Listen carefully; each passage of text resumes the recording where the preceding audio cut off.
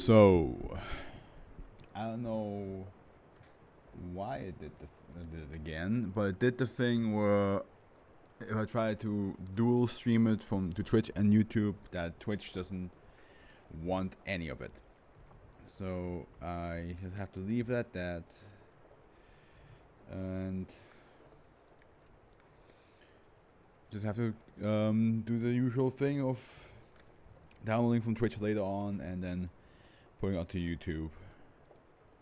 Or I could just record it in the same time, but that will take a lot of energy from like the computer, you know. This one doesn't have much space compared to my other one. But yeah. Alright. Also, it's on the wrong. Fuck me. Everything's wrong. I didn't prepare anything correctly.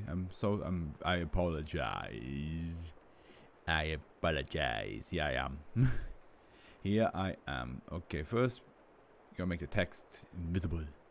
Second, it needs to capture the correct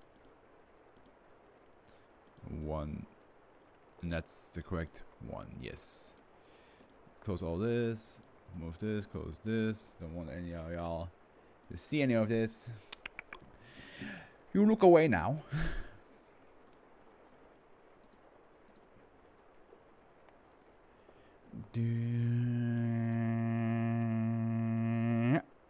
There we go. Checking on some stuff.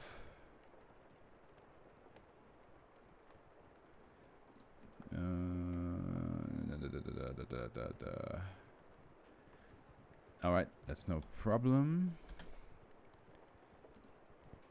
That is no problem.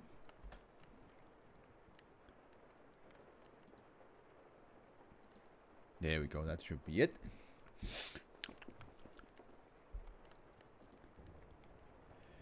Alright. Alrighty. Hey. Ah. He. Oh. Ooh. Hoo-ha-hoo. I need to close some of this stuff and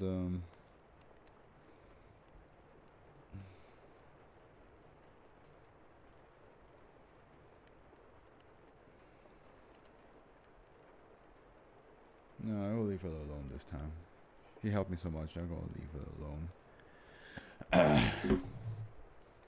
But also, I need to first of all get rid of all these cans.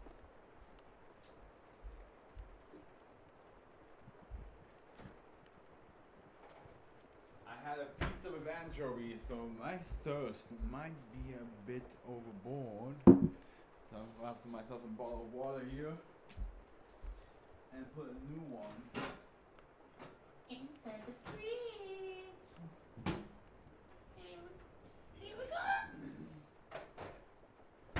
Still have that Monster Energy in my fridge that I want to drink, but I want to drink it with when I'm chatting with a friend, which she still hasn't told me when she has time to do any of that. I might as well just drink it today and just get the fucking high over.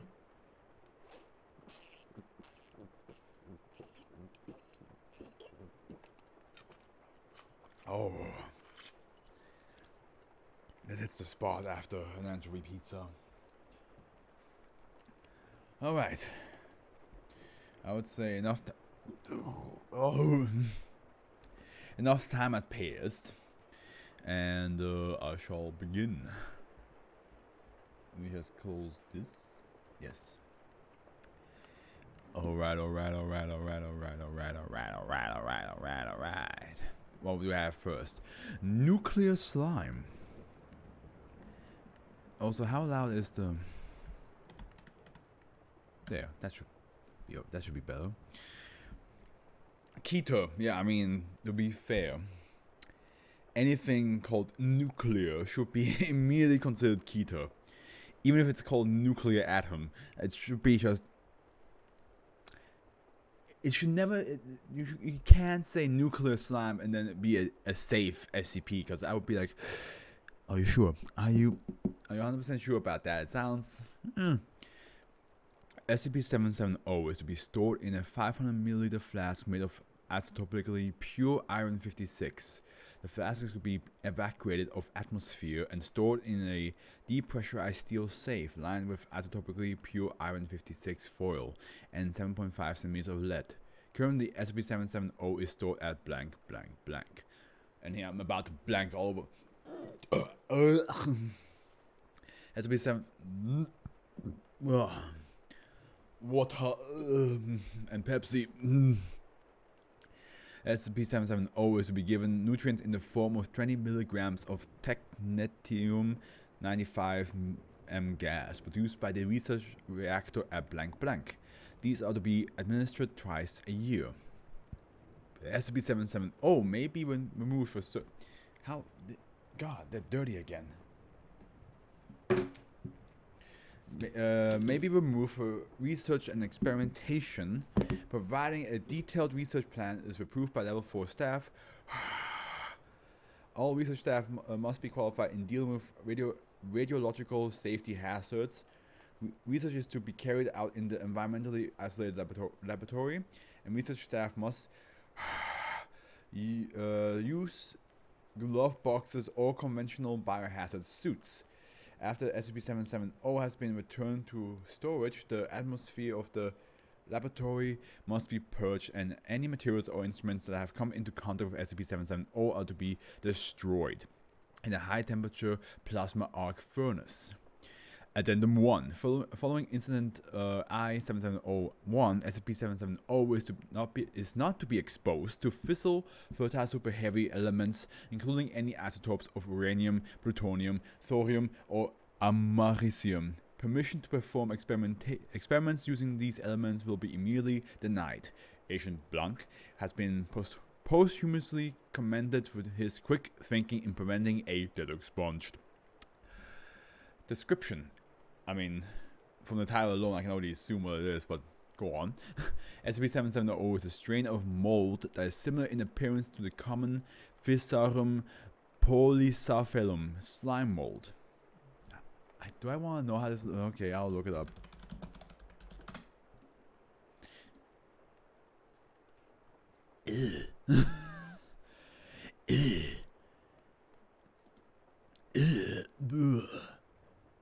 Well, to be fair, it kind of looks like Spider-Man webs. Just Spider-Man webs are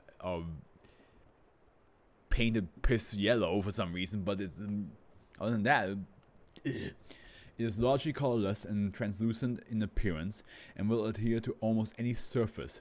What sets SCP-770 apart is that it respires without oxidation by means of a poorly understood nuclear reaction.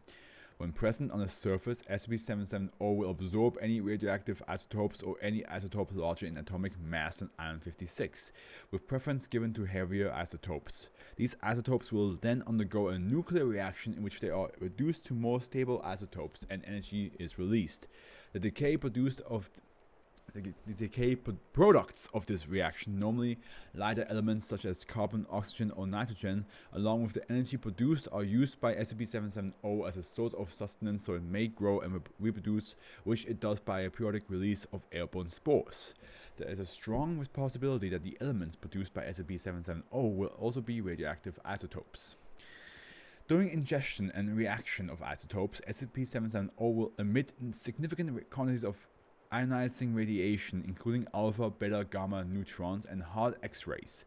The radiation output is so substantive that an adult human will receive an LD50 level dose of radiation after approximately blank minutes exposure to 500 milligrams of active SCP-770. The mold will also release copious amounts of heat and can achieve a surface temperature in excess of 1200 degrees centigrade. While doing this, it will appear to glow white hot. Does Earth have anything to hold?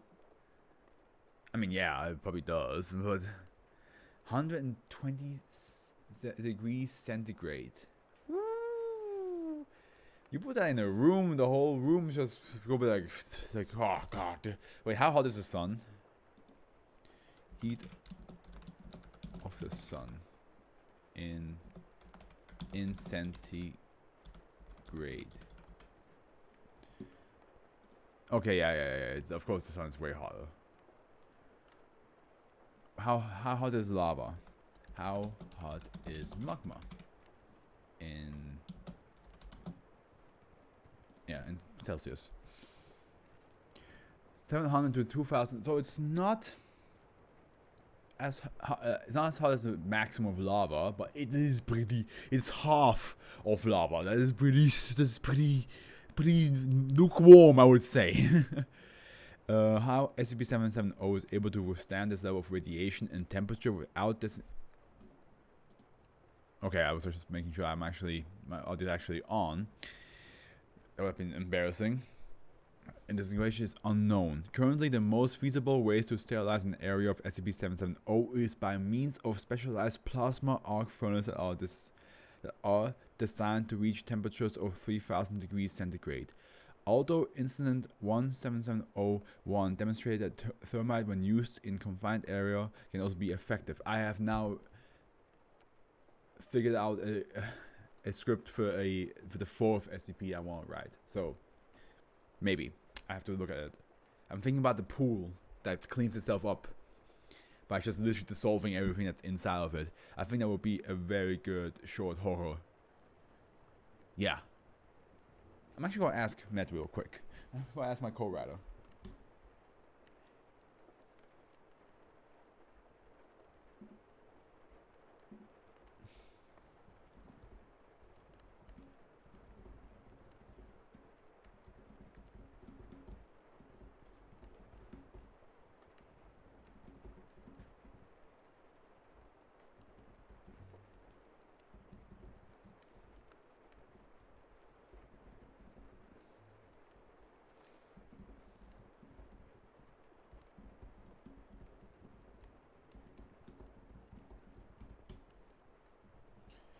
Yeah, just throw that idea out to her real quick.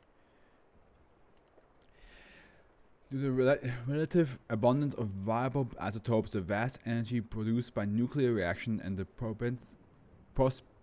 propensity of neutron irradiation to create more unstable isotopes as nuclear and the prospect of neutrons irradiation to create more unstable isotopes. SCP-770 has an extreme capacity for growth.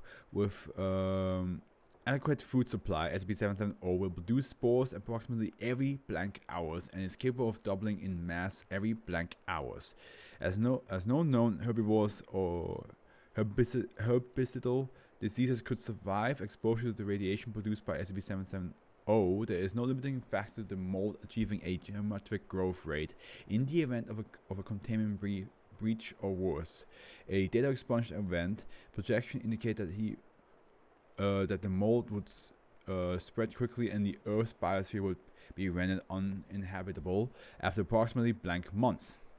Sterilization of affected areas via nuclear weapons may be a viable option. However, should SCP-770 survive the initial blast, then fallout will provide a tremendously rich growth medium. Yeah, so if you're gonna kill it, you gotta make sure it does. Otherwise, it's just gonna increase its spreading amongst the masses. Historical note. I don't know why it's funny to me, like the idea that something like in historical note, like as if it actually happened, you know. But that's always been the interesting thing about SCPs. You don't know. Maybe some of this is real, and we just don't know. Maybe some person who decided to like write about a real story in a way that will make people interested and read about it. SCP-770, I better not question too much, otherwise I really don't want to think about SCP-096 chasing after me. SCP-770 was recovered from a large series of deep caves beneath blank in the former Soviet Union in 1957. A lack of viable isotopes in a geological stratum that should have been uranium-bearing implies that SCP-770 has been active in this cave system for a prolonged period of time, possibly up to blank years. Shock damage, partial vitrification, and a build-up of radioactive gases in one of the caverns indicate that SCP-770 may have undergone a data expunged event at some point in the last blank years.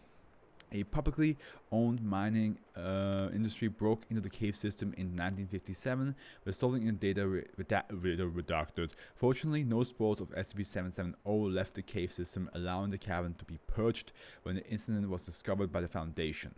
Estimates made after asserting SCP-770's growth rates project a breach of the case system would have been possible after blank years, had the mold not been brought to the Foundation's attention. I just imagine like this mold just like slowly but surely like just growing, but it's like this incredibly heated thing. So like you can't even like if it was to grow on this wall right here where I'm sitting, I couldn't even sit here because it would just be so hot. I'm pretty sure the heat enough would actually melt every single plastic thing around here, and I would just suffer a 50-degree burn just for being 1 meter away from it.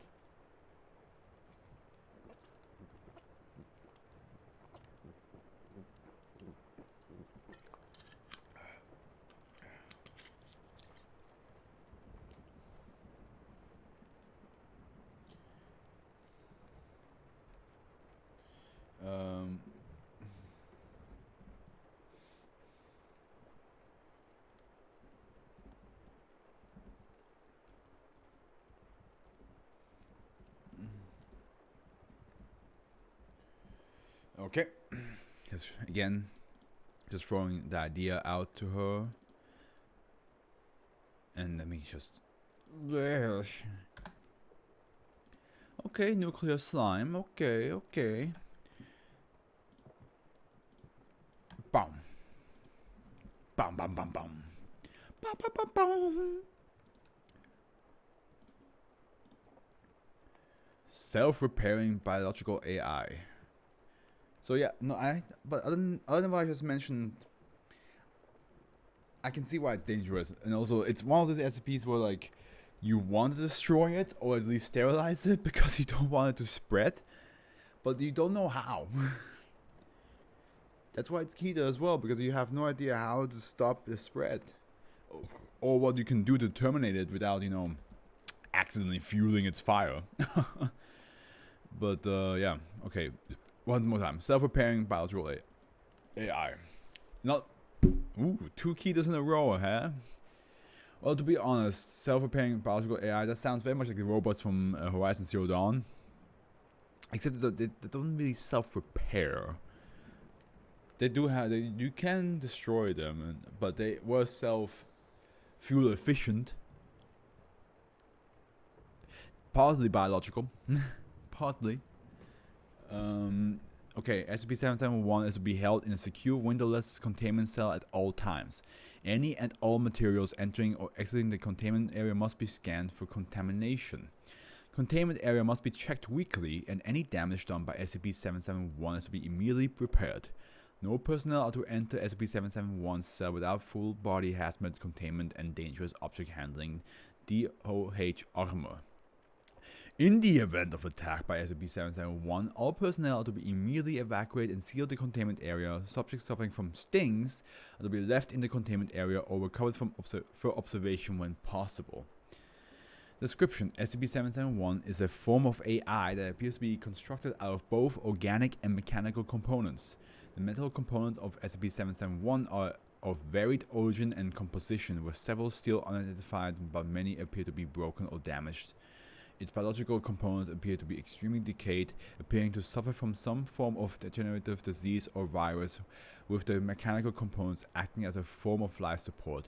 Due to this impaired state, SCP-771 cannot function properly and can only function for short periods of time, with many errors and glitches during that time. When SCP-771 undergoes an error or shuts down, a swarm of small robots is released from a hatch within SCP-771. These microbots will swarm over SCP-771 and start a search the surrounding area. The swarm will break down any and all metal in the area and return it to SCP-771, attempting to patch the damaged areas. These patches appear to be temporary and typically only last for 3 to 4 days.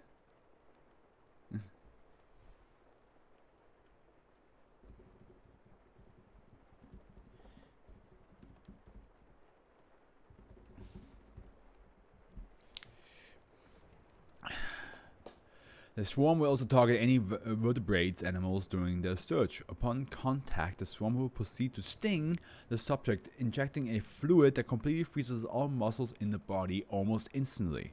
This fluid reacts only to the skeletal muscles and allows all organs, including the brain, to function normally. Okay, wait, hold on.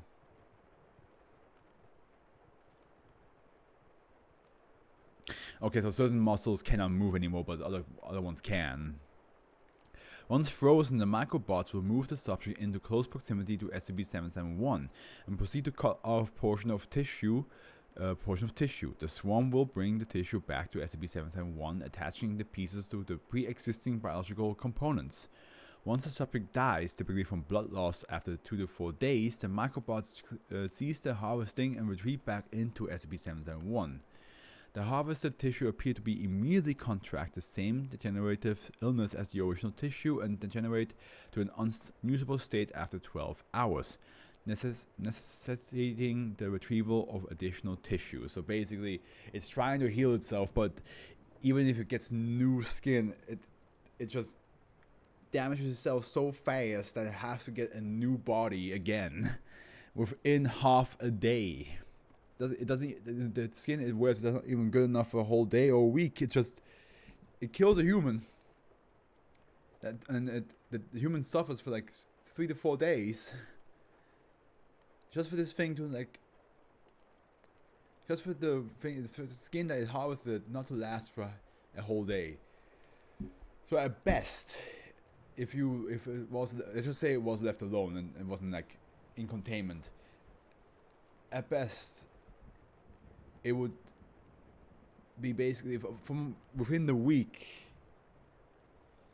You'll be lucky if it only will take 2 humans a week, if you're lucky.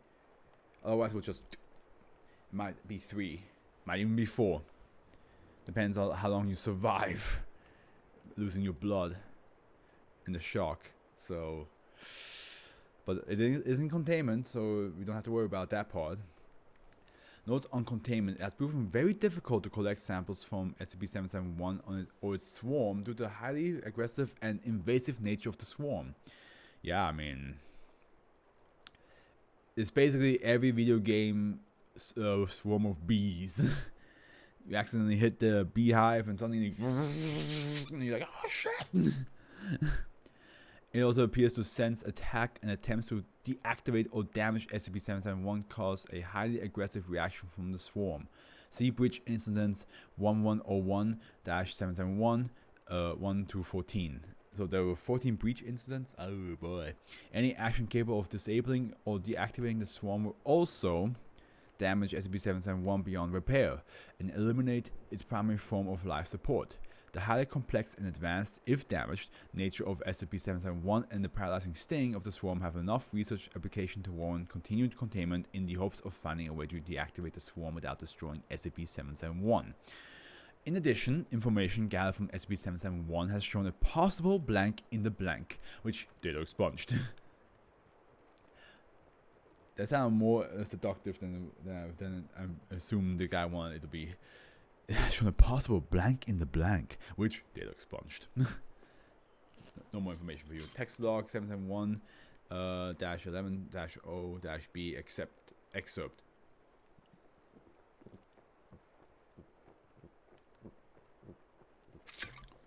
Oh, the anchovies kicking my stomach's ass, but it always does that. No, data collected via an LCD screen temporarily attached to the data port of SCP-771. Questions asked via loudspeaker by Dr. Blank. So where are you from? From from out of double text. What was your design purpose? Several screens of gobble text. I don't understand. What was your design purpose? Several screens of gobble text. God.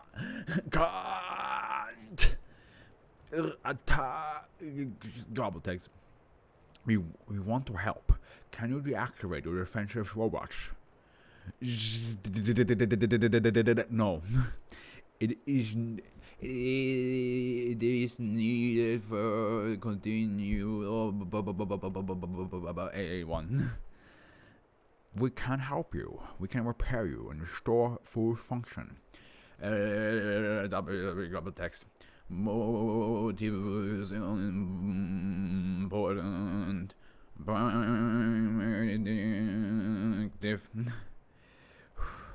Bound. What is primary directive? Control. Control of what? What are you supposed to control?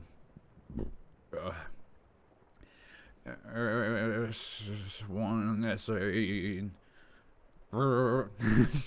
There were screens of double text. At this point, SCP-771 shut down, and the LCD screen was quickly broken down by the swarm. Well then. So we had two new Keter SCPs, and either you have a slime that's so hot, that it's just that you just cannot be around it, and it grows pretty fast apparently, or you have a robot that has a swarm of mechanical insects that will then rip your skin off and attach it to itself. And apparently it wants control, which is very, very reassuring. Giant parasitoid wasp. That also sounds like a key to... Oh, no, never mind. What is this? Okay, we're going to read the first paragraph, and then we're going to have a closer look at this. I know it's clearly Photoshop, but I hope. But I want to see this up close. Euclid. All SCP-772 specimens are to be contained in their 18 times 18 times 9 meter enclosure, which is contained within a 20 times 20 times 10 meter hermetically sealed chamber located at Sector 7. A maximum capacity of 15 specimens per this enclosure is advised, as exceeding this number could result in heightened levels of SCP-772 aggression. This chamber is filled with a pneumatic fluoridated aluminum dispenser that may be activated remotely if an emergency euthanization of SCP-772 is necessary, resulting in the suffocation and incineration of all SCP-772 specimens. Okay, that didn't work. What? Suffocation? No breathing. For a moment I forgot. This emergency euthanization mechanism. I can't forget it. I can't even.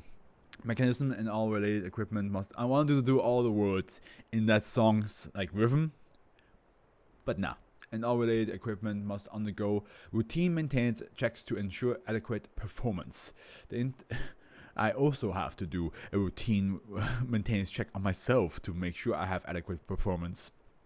If you all know what I'm saying. The interval between maintenance checks is not to be exceeded. It's not to exceed 7 days. 7 days. 7 days. SCP-772 eggs are to be. Don't even make me feel like this can lay eggs. It should. An SCP should not lay eggs. Even if it's insect based, it should not lay eggs. It should just spawn from the hell hole it came out from. Are to be stored in a well-fit freezer at a temperature no higher than -10 degrees Celsius, which is 14 degrees Fahrenheit. Surplus unwanted eggs are to be incinerated immediately. Unwanted. I mean, are there any wanted of them? I don't know. Something about the eggs of these SCP would make me go, yeah. All of them we don't want. To be incinerated immediately, and the resulting debris must be examined for any signs of life. If signs of life are present, a second round of incineration is authorized. The same procedure should be applied to all expired, unneeded subjects who are or could possibly be SCP-772 hosts. Note: personnel intending to use SCP-772 for purpose not qualifying as research-oriented must obtain O5 authorization. Dr. Woodside. SCP-772 moments prior to disposing eggs in the throat of a deceased cow. Not the cow! Some individuals like the one above improvise unusual sites for oviposition. Oh my god. I mean, again, it's obviously Photoshop, of course, but the idea that like look at this, look at this, look at this, look at. You can see the fly here, right? You can see how big the flies are here, and that thing is apparently like it's the fucking size of the cow's head. Imagine this thing flying around, and this thing is just like it's like a spaceship docking, like Jesus. Yeah, I mean, it doesn't help that it's giant parasitoid. What it is fucking giant. They didn't lie about that part. It is this is a longer one as well. It is definitely big. There's no lie about that part. It definitely is a big size. SB772 is a wasp of unknown species, superficially resembling the members of the Megarhissa genus. A mature adult is typically 60 centimeters in length. Oh my, 60 centimeters in length? That's half my leg! From head to abdomen, excluding antennae and ovipositor. This barbed ovipositor reaching a length of up to 70 centimeters. Okay, listen. I understand if you gotta flaunt it, but my god. Are you? That's a big rod. That's a big one. It is used to penetrate its host and deposit anywhere from 5 to 20 eggs. Eggs are typically 6 centimeters long, and 2.5 centimeters in diameter. I don't like the idea of eggs being rice shaped, long grain rice shaped. You know what I mean? I don't like. SCP-772 is meticulous and almost surgical during oviposition. It makes an incision no longer than 3 centimeters, and the host is paralyzed and/or comatose for several hours until the wound can heal sufficiently. Injected along with the eggs is a polydnavirus uniquely adapted to suppress the immune system of mammals, analogous to the smaller parasitoid. How do you say that? Do you say parasitoid? Wasps, which do the same to the caterpillar host, I guess. Female specimens of SCP-772 pose a significant safety hazard, as the ovipositor is extremely sharp and maneuverable. When you say maneuverable, what do you mean? Does it like does it have like flexibility where it can go in? When threatened, females will use this organ as a weapon and stab the offender repeatedly. Oh, okay, you don't have to do that. While these wounds are not always fatal, they have been reported to be acutely painful, and cases of bone penetration have been documented. Okay, so it's strong enough to actually pierce through bones. Yeah, don't piss this thing off.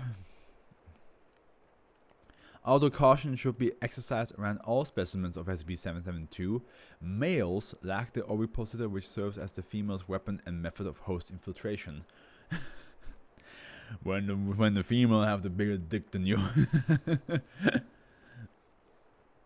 Females are capable of reproducing asexually via Thelytocus parthenogenesis, and will do so in the absence of males. SCP-772 requires a warm, dark, nutrient-rich cavity in which to lay its eggs.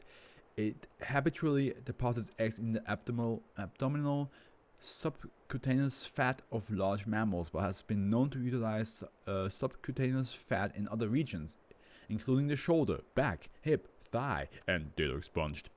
Not the butt! See extensive testing conducted on D-class personnel and document additional clearance required.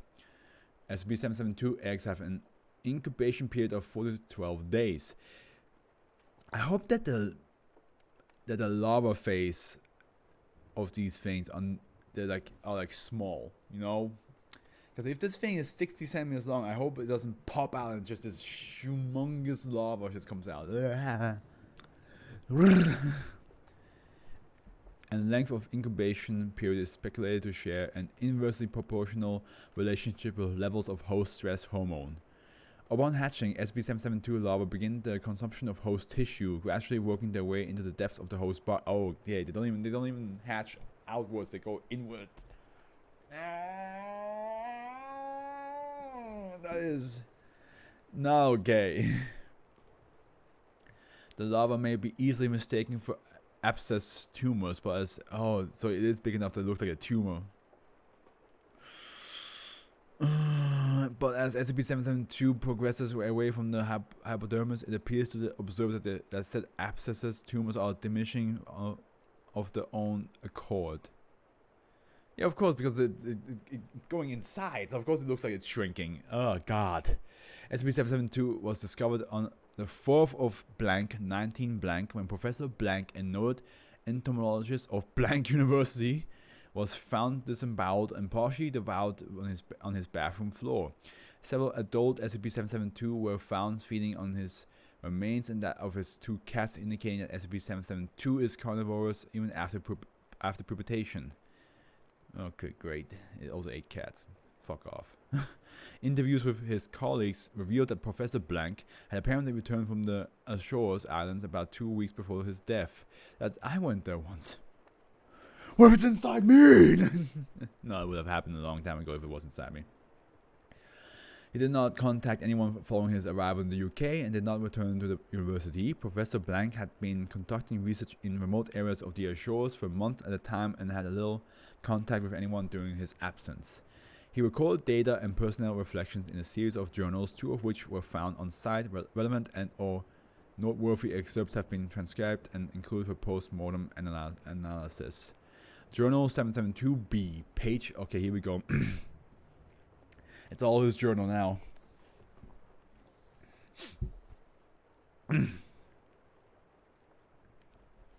12 blank 19 blank.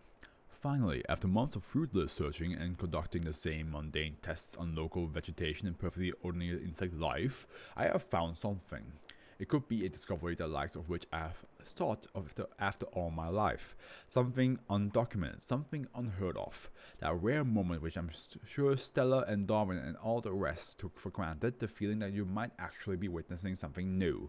Well, not new, something ancient, really, but not new to human eyes. Looking back in time or into the future of natural selection, it's like what Arthur Conan Doyle or Jules Verne wrote about in their stories.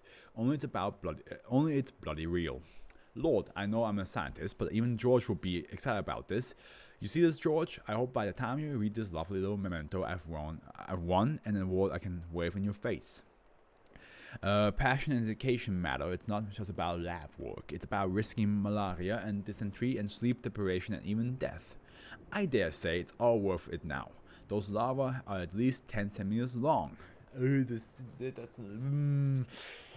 the big page 58. 13 blank 19 blank. I've taken the carcass back to my campsite. It may not be entirely hygienic to keep about, but this will allow me full-time observation of the larva.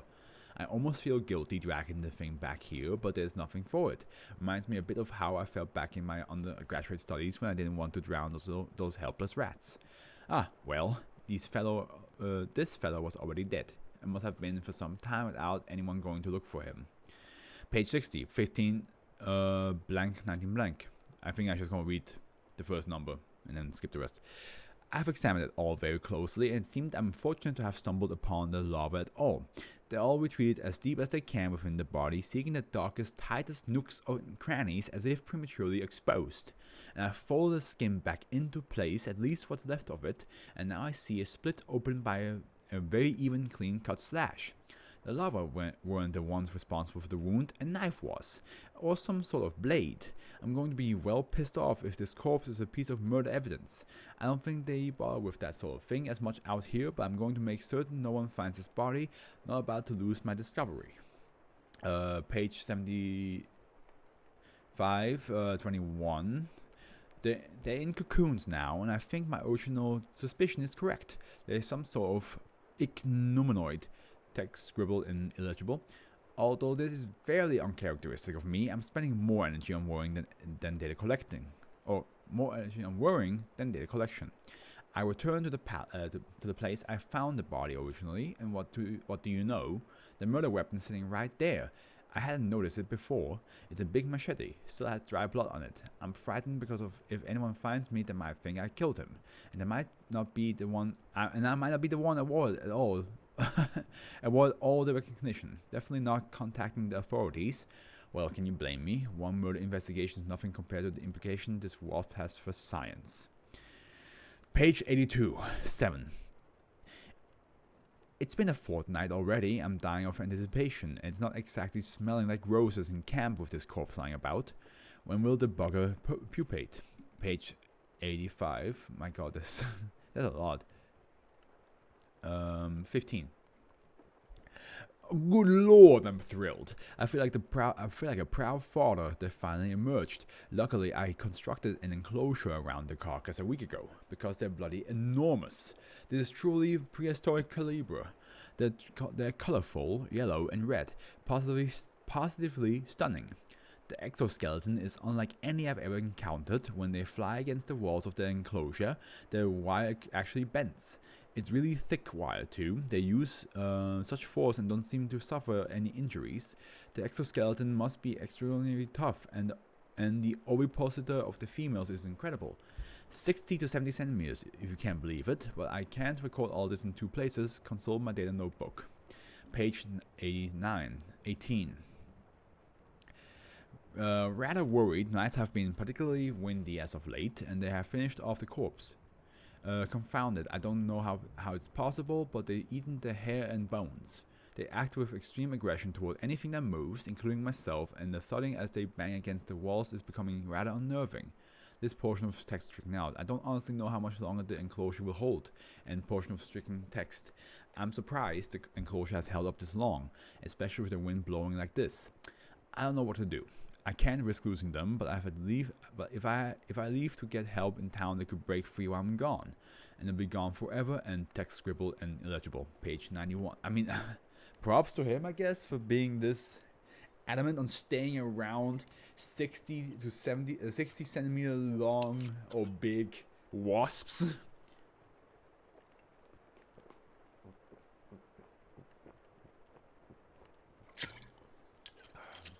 Well, I would have booked it. The moment they hatched and they finished the corpse, I'd be like, okay, I'm out. Because I don't want me to be next. Fuck. Bloody fuck. Erratic scribbling across the several pages at times, or so forth the pages are torn. Well, damn it all. I have some written data and some photographs, sketches and things, but it's all rubbish compared to the real thing, isn't it? I suppose I'm lucky I survived, but the devil can take me for all I care. Because I've lost my evidence, and now no one will believe me. They'll say I'm mad. Tamper with a photo of ordinary wasps. I feel ill just writing this, and not only because I've lost the discovery of a lifetime. I seem to have contracted some wretched disease there, either from the water or from the contamination from the bloody corpse, or from mosquitoes or parasites, or who knows what the devil. Text scribbled and illegible. Vomiting, stomach pains, and chest pains, the likes of which you cannot imagine. I suppose whatever I come down with has only exacerbated my acid reflux. It would have been better if I could have killed them all, so no one else could find them. But can you believe my pistol wasn't strong? It wasn't enough. Oh, he tried to actually shoot them. Thud, bloody thud. I heard the bullets flatten as they struck. Completely you want to tell me these guys have Superman skin? Like that scene in the 2006 Superman? 2003? When did that Superman come out? 2006. See, and my first guess was right. In the 2006 Superman, when like, it's like the guy shoots him with all the all the bullets, and he just walks through, and it's this cool close up of like how one of the bullets like reaching his eye, and it's just like, and then falls down. Which, let's be honest, that's the only cool scene in that movie. Actually, no, the saving the plane is also pretty cool, but that is a doper scene still. The bullet hitting the eye, and just. So you want to tell me these things are strong enough to survive bullets?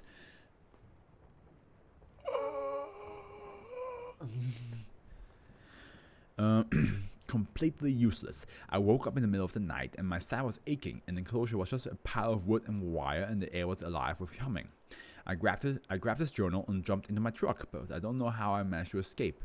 I still remember shooting as I ran, and even inside the truck they punctured the glass. I saw stingers, huge and thick at one end, fine and sharp as needles at the other, jabbing just inches from my face, wings beating wildly against the windows as the glass weakened and cracked. I nearly crashed into a dozen trees trying to find a path leading to the road, but I found it.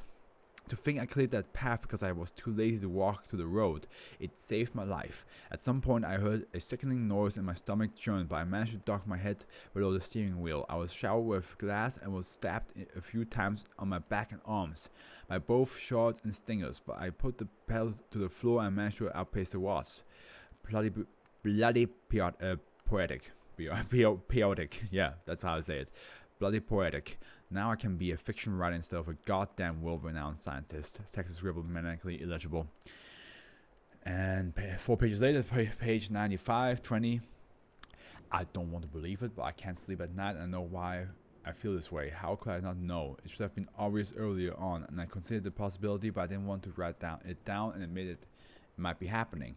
If it truly is happening and I go to the hospital, I could down the table and someone else might take the credit for discovering them. Dude, you're about to fucking die. Who the fuck cares who discovers it first? I think it is happening though. I'm taking a load of painkillers each day and now drinking myself silly, text scribble and illegible. It is happening. You dim-witted thought, Lord, the pain. Remember me as a weeping child, but know that humans are not meant to endure this pain. Page 97, 22. I discovered them. They are mine. I will die for science, but not in obscurity. Name them after me. You did not bear them like children, your pathetic spineless. They are expunged. Page 144, 27. Wasn't murdered, cut himself open. Me too.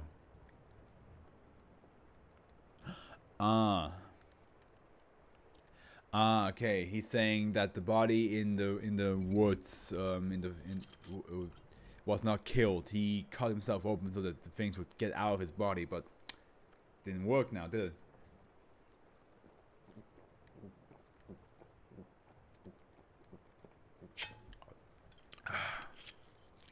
And then number 1. After conducting numerous tests on SCP-772's larval stage, we have concluded the following. Larvae are sensitive to bright light and temperatures lower than 21 degrees Celsius, 7 degrees Fahrenheit. When confronted with either for a prolonged period of time, the organisms retreat into a state of deep hibernation and near death. It is able to live for months at a time in this manner, possibly indefinitely, until conditions once again prove favorable for its development. Larva saliva contains a digestive enzyme which aids in the decomposition and consumption of host tissue. Larva responds positively to host stress hormone, exhibiting increased energy levels, accelerated consumption rate, and expedited growth. Addendum 2. After conducting numerous tests on SCP-772's adult stage, we have concluded the following. When given the choice between a live cow and a human corpse, SCP-772 would deposit its egg in a live cow 100% of the time.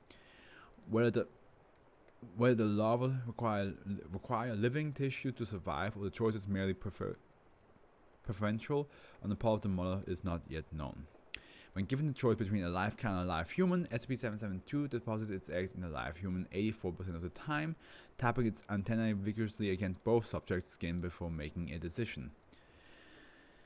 SCP-772 will do the same when confronted with several human subjects, sometimes performing its tapping ritual up to 5 times on each individual. The criteria for which subject SCP-772 selects are not yet known, but there seems to be a correlation between its preference and clearance level 3772 required. Okay, basically, okay. Further research is planned. Note, spexophobic D-class personnel may prove instrumental in SCP-772 data collection. Dr. Woodside. SCP-772 appears to be carnivorous and carnivorous. There we go. And resource deficient environments, cannibalistic. Males will attack and kill small mammals, example rabbits and cats, but mainly scavenge whatever remains they can find, including larger prey items killed by females. SB772 males can be seen swarming to the location of a female kill, and she may tolerate their presence in limited numbers. When a critical threshold has been reached, she will attack the males until they retreat, sometimes killing and eating individuals to slow their escape. Consult document consult document 772 11W for more information and hypotheses concerning SB772 interspecies interaction. Both sexes are highly resilient to firearms, incendiary devices, and insecticides. Asphyxiation by oxygen deficient air has proven uniformly successful. Okay. Microscopic so just close off the the oxygen of a room to kill them off. Okay, microscopic analysis has revealed that the exoskeleton is not primarily chitin, as with other insects, but a complex matrix of chitin, hydroxyapatite, and a furan hitherto undocumented. Further research is planned. Wow, this one was definitely the most hardcore one. Like, the other ones are keto, sure, but this one, I can just imagine how, like people are already naturally afraid of bees and wasps when you ever see one. Like, when you have a picnic and then you just have food here, and then a bee and a wasp comes along, like, oh, what do you got? What do you got here? People most of the time get very nervous because they don't want to get stung. But imagine, yeah, like, God, I don't even have anything here. I mean, the PS5 in the background, if you guys can see it, it's like the closest thing I can think of would be like, actually no, the TV lengthwise, like height-wise, is probably the closest thing to how big that shit is. I can for my leg. Let's see here. I have 1 meter leg, so if this was, yeah, around, I would say around here, yeah, because I feel like the other thigh is the shorter part anyway. So this is how big the fucking wasp is. So I cannot imagine that's and imagine a swarm of these fuckers just and it wouldn't even sound like that, would it? Because they're bigger than most birds, so their wings would probably sound more like they sound like a vacuum cleaner at the end. Voodoo dartboard. Okay. I like the title, gotta say. Safe. SB77. How is... Okay, yeah, because you have to actually use it. I was about to say, how is Voodoo safe? But yeah, if you don't use it, then... SB773 requires no special containment procedure at this time, and is to be held aside blank in secure storage until further notice. I was hoping it would actually say... it's held inside blank in the staff room, just so you can like play a little bit with it. SB773 is a standard English style dartboard with a diameter of 451 millimeter. It is divided into the standard 20 segments and an inner and outer bull's eye ring, along with the standard double and triple bands. SB773 was acquired by Agent Blank from a Mr. Blank of Gloucester, England residents. After an anomalous police report came to the attention of the Foundation, Mr. Blank was found dead in his home with several ruptured blood vessels and a heart attack which proved fatal. Police were unable to identify any cause of death. After investigation into the death by Agent Blank, it was discovered that the dartboard in his study had been acquired from the organization known as Marshall Collar and Douglas Limited. Of course, it's them again.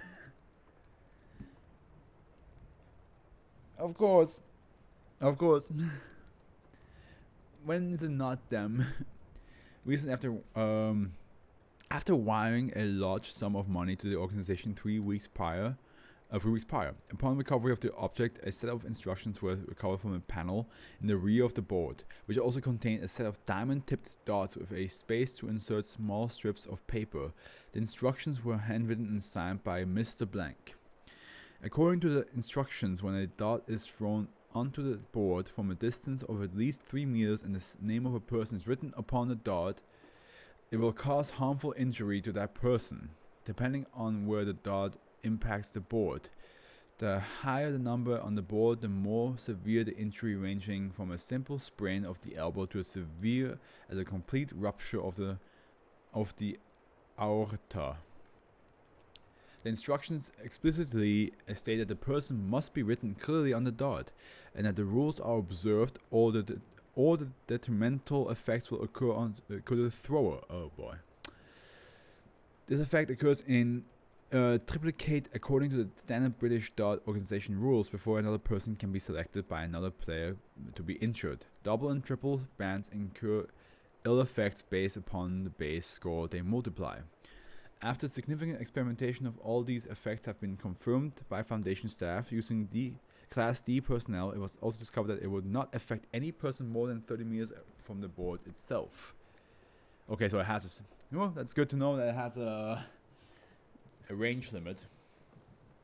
Because I was wondering if you could like write a name of somebody and just throw it and they're like across the world, or if they're like in a different country, a different city.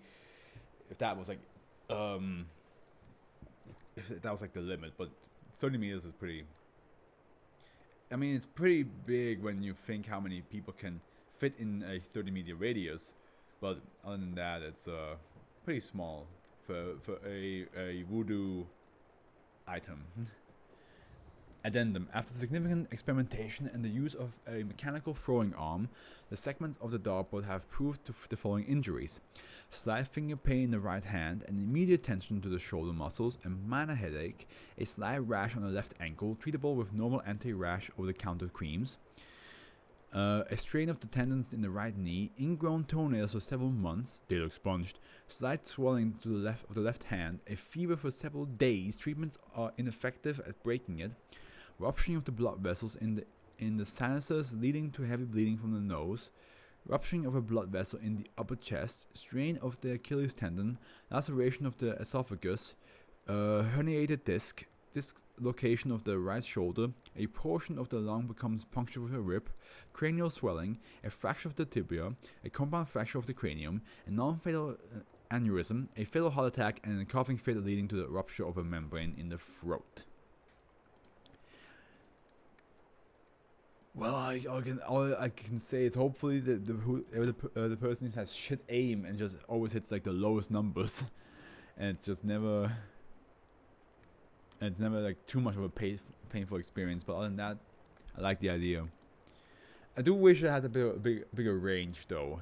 Like it was like just maybe like a kilometer. Okay, like just 30 meters is not very much for something that's considered to be voodoo.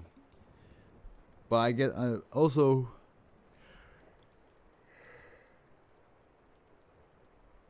Nobody writes names on darts. I understand you have to basically step up close and then it's like to somebody's garden or house, write the name on it and be like, okay, fucking die, and then you throw the thing, that I get. But again, I wish it would not be 30 meters. Like I wish it would be like at least a kilometer, because that means it will be more discreet. It would have a lot more interesting story bits to tell. A lot more, bit more criminal story bits, And this, we're at the halfway point already. Okay, well, almost. Whistlebones.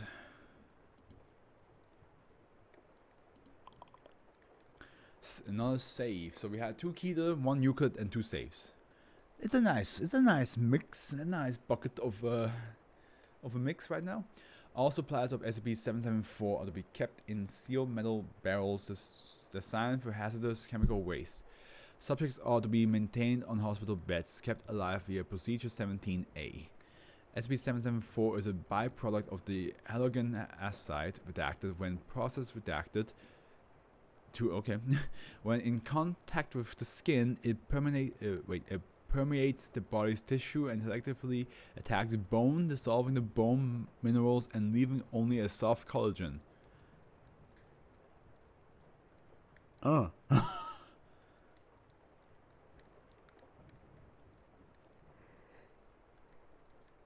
This can occur in minutes or over the course of days, depending on the degree of the exposure.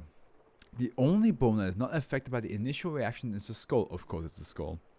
They always leave the head alone, don't they? However, shortly after the other bones begin dissolving, the anomalous properties of SCP-774 manifest. Calcium leached from the rest of the body is deposited on the skull, creating grooves and ridges that grow from the interior and exterior surfaces of the skull, forming symmetrical pattern of the increasing complexity that intrude into neighboring tissue, eventually erupting from the skin or growing to meet other bone tissue. These eventually fuse the bones of the skull, rendering the mandible immobile. The largest pattern observed so far is 2-meter across, induced by procedure 17A. Investigation into whether the effects of SCP-1808 instances involved a variant of this phenomenon is ongoing. Intrusions in the sinus cavities create whistling sounds in the subject's breathing, which rapidly change pitch and tone, though each skull has a different set of tones. The effect is similar to birdsong. So your own skull becomes a flute, basically. Well, not a flute, but more like a whistle instrument, I guess. It whistles itself. It's kind of like a wind instrument. Like I don't know how to explain this, but it's basically like the wind blows through it and it just causes music. I know there's some instrument that works like that, but I forgot what it's called.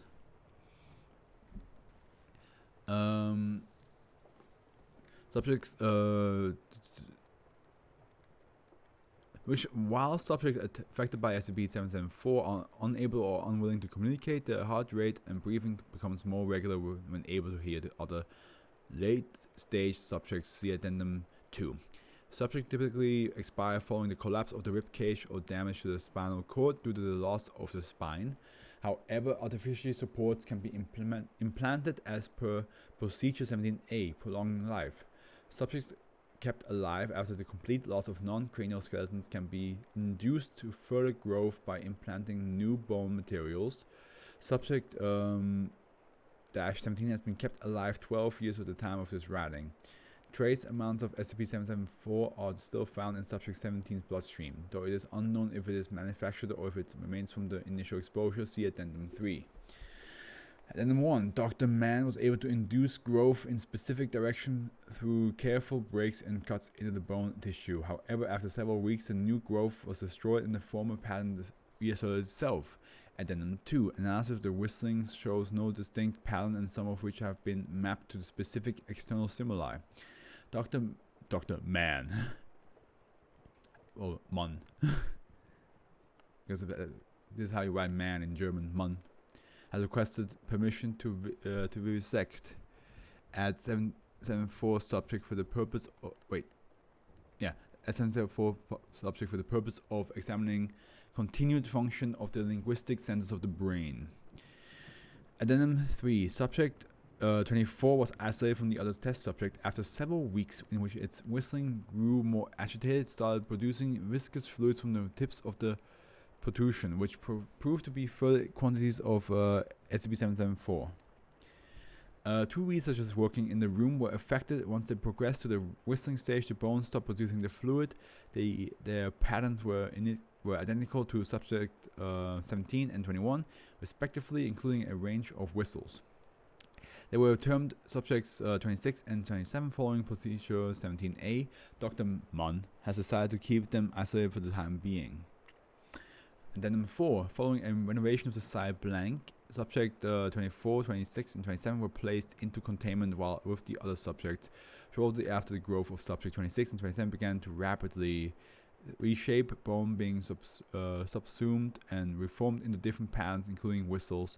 Subject 26 is now identical to terminated subject 25, while subject 27 shows no growth pattern entirely. Oh man. But can you imagine like your bone just grows 2 meters in this length, and it's just and all you can do is whistle, while the rest of your body's bones just vanish, just gone. Did I add it? No, I did not.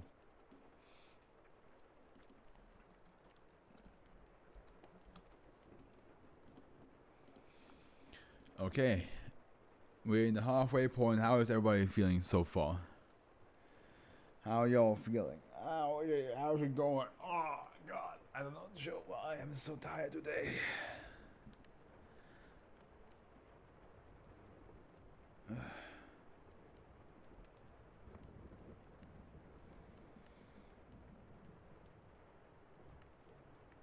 Okay, there's some stuff happening on Twitter that I have to check out later.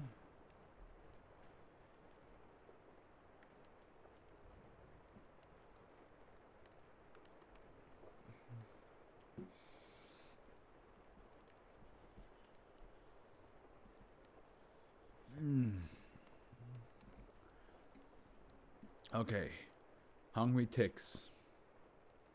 Well, aren't every single tick hungry?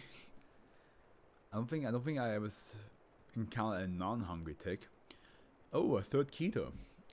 Interaction with SCP-775 is to be carried out via robotic assistance whenever possible. Should direct human interaction be required, all staff must wear the MK2 containment atmosphere armored hazmat suit at all times. Should any tear be found in the suit, the subject must be immediately placed in quarantine and checked for signs of infestation. Containment area must be coated in a layer of plate steel with all joints and seams made as tight as possible without compromising structural integrity. A two-part airlock seal is to be maintained as a single access point to the containment area. Airlocks will be flooded with bleach if any unit of SCP-775 is detected within the airlock and remain flooded for a few minutes, or until all SCP-775 have been terminated. Containment area is to be sprayed with bleach on a monthly basis to maintain population density.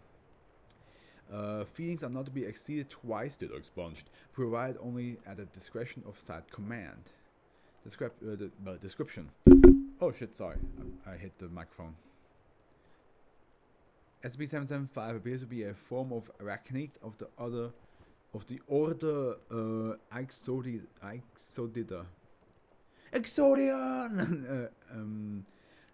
Ixodida, or Ixodida, more commonly known as the tick, is of a significantly larger size, with most unengorged adults reaching a size comparable with a US nickel. Okay, that's pretty big. Coloration varies between black, red, yellow, gray, and various shades of each. Adults possess 8 legs, while juveniles possess only 6. SCP-775 is capable of making small leaps and travels very rapidly along solid surfaces.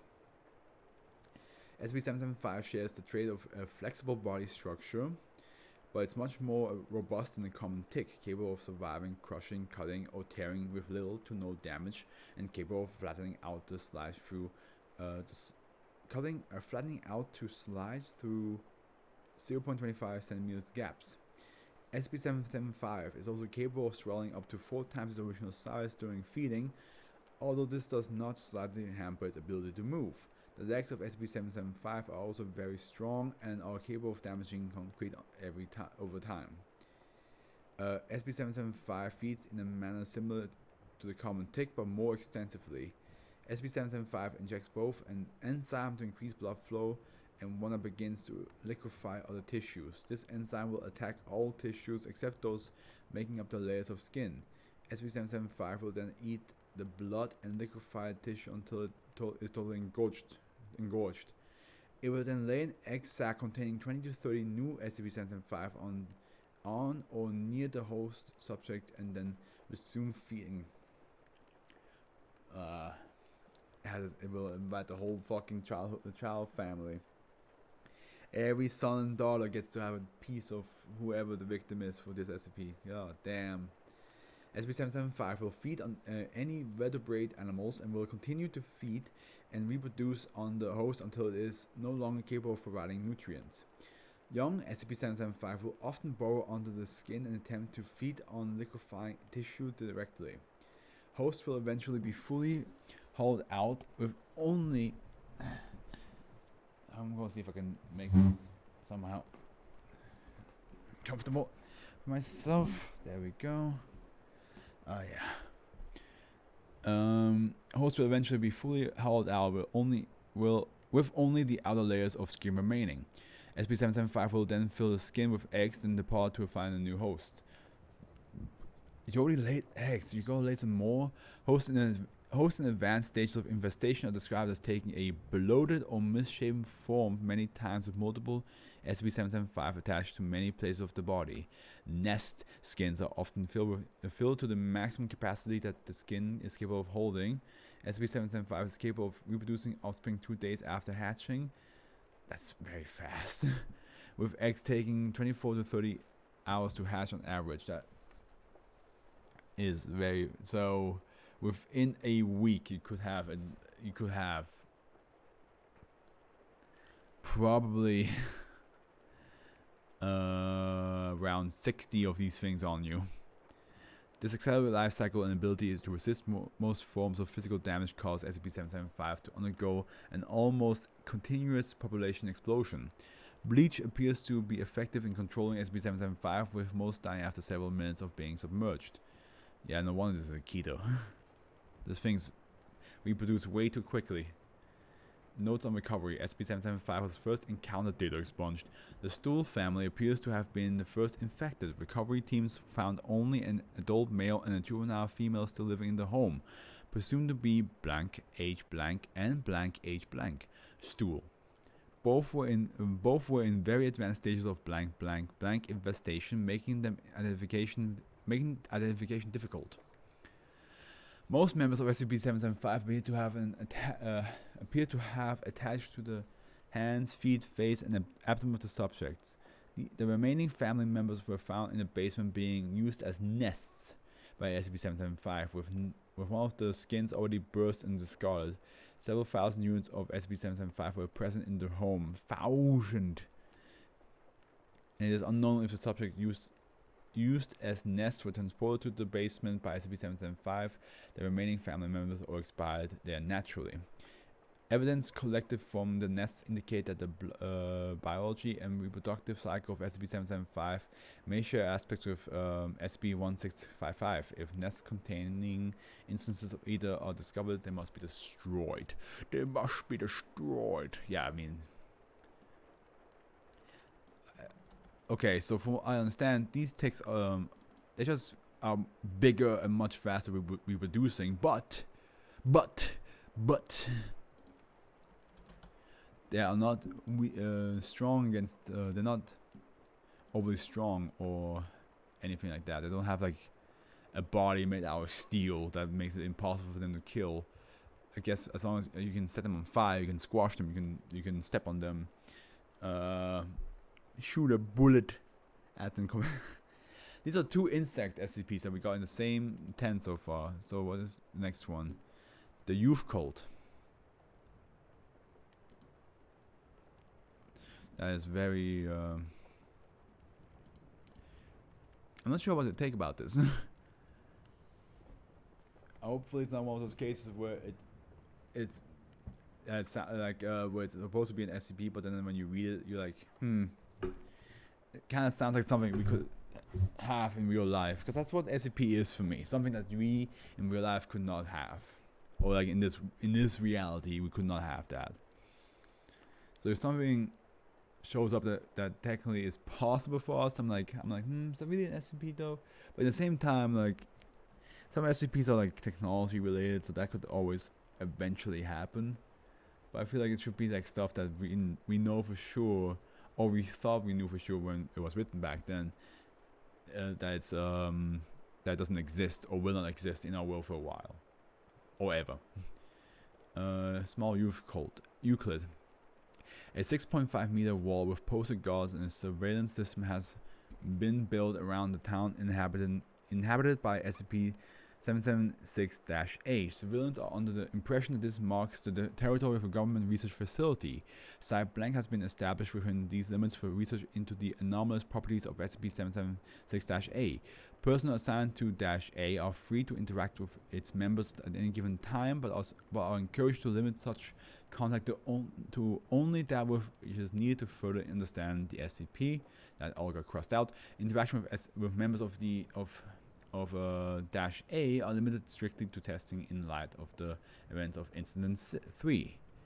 No individual who is part of the -A group is allowed to leave the town under any circumstances. Description: -A is the adult population of a remote town located in the far northwest corner of Russia, estimated at 6 blank individuals. So 600 something individuals. Okay, interesting that it showed us the 6 but not the rest.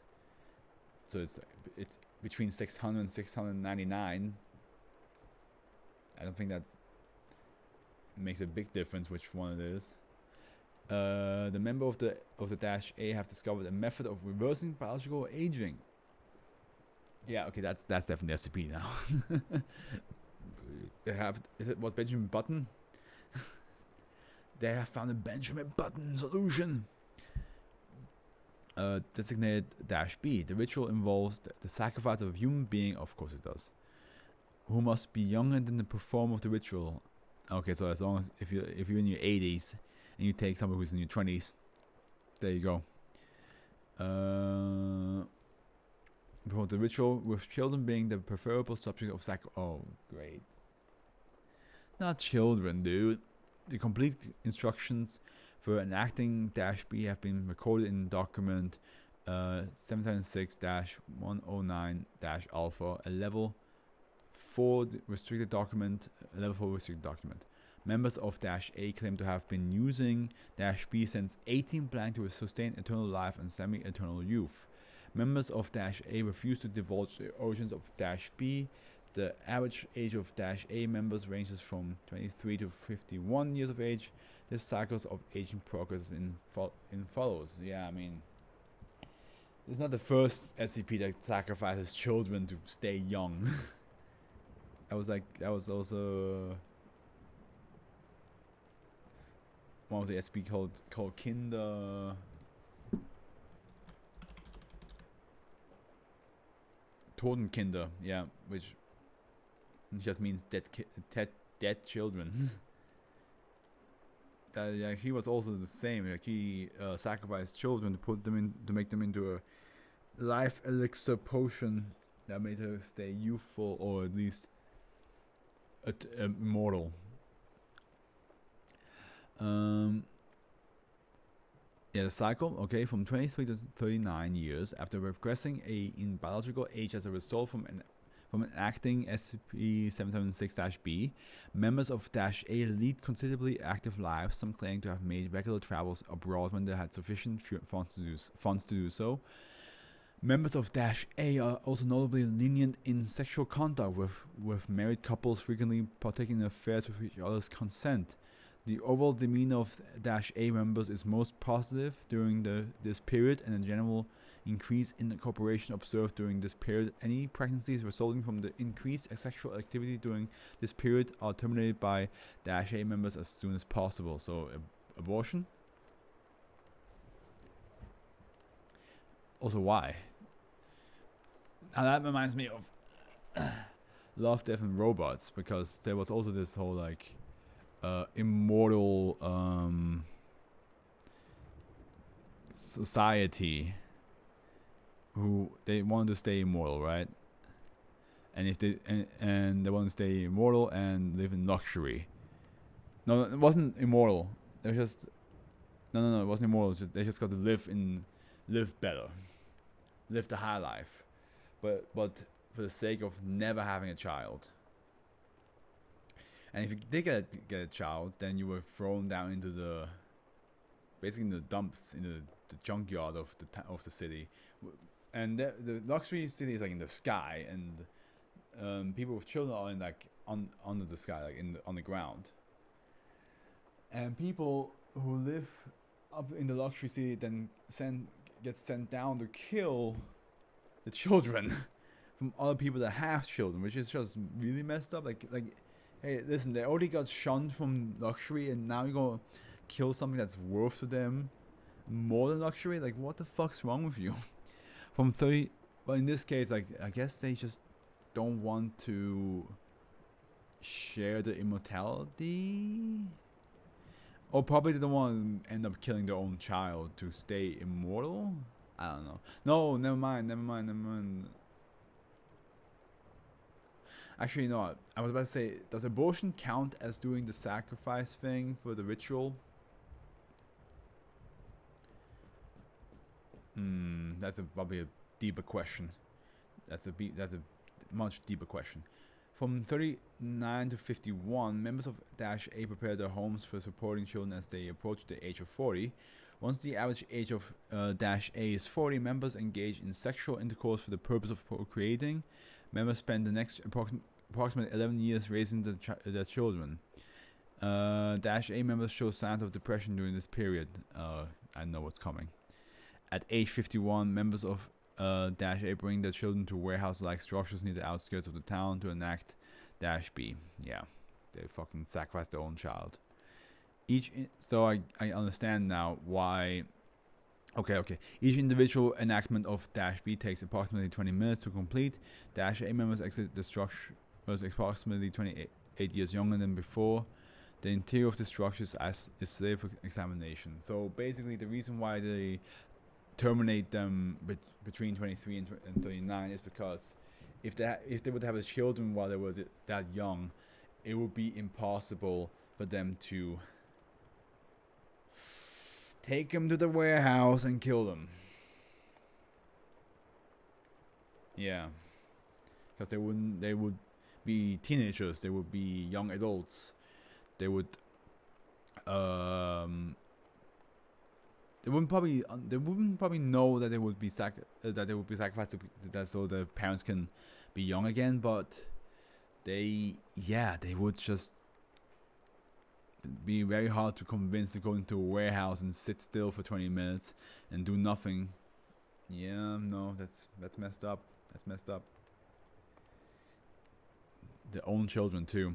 SCP-776 was discovered in 19 blank after an individual named blank blank who had stumbled upon the town in 19 blank visited it 12 years later after remembering the hospitality of its citizens.